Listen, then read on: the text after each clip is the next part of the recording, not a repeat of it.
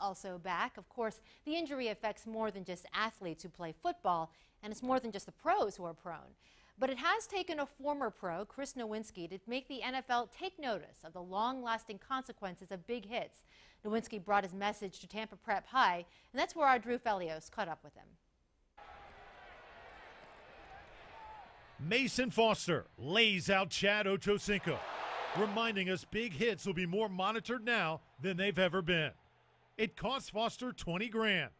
And if you think for a moment, concussions caused by this only happen in the pros, Chris Nowinski says think again. A child's brain is actually more vulnerable to brain trauma, and for biomechanical reasons, there was actually a study that proved that the average high school player takes more force to the head per hit than college players.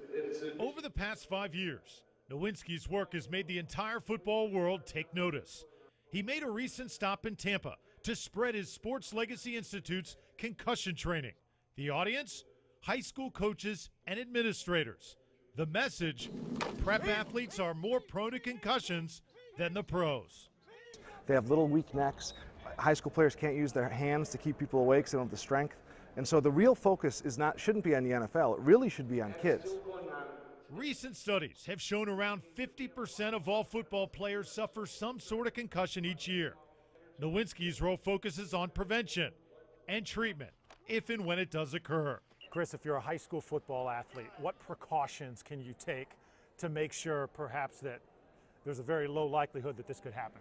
Well, on the prevention side, a lot of it has to do with not hitting people with your head if you're playing something like football, and not letting yourself get hit in the head. Having a strong neck is helpful with prevention. Knowing the signs and symptoms and knowing not to tough your way through a concussion is very important. I lost my career with WWE because I tried to be a hero and keep wrestling through headaches. That was a mistake. But we also need to teach athletes to take care of their friends, because when you have a concussion, you don't always realize it. And so your buddy might be out there, and if he doesn't remember the plays, you need to get him off the field, because the next hit, reality, could cause something called second impact syndrome and kill him. For football programs across America, Nowinski's research is hard to swallow. This should not happen, okay? But this happens all the time. This Harvard grad is even going after the game at its grassroots, claiming he doesn't want to take the toughness out of football, just the immense repetition. Now it's up to high school coaches across America to proceed with caution. Right now, with a lot of the habits we have, we're creating this just out of ignorance, just because we have two coaches lining two kids up 5 yards apart and ramming them into each other and thinking that's making them into men, and it's not. So we have to separate brain trauma from learning sports.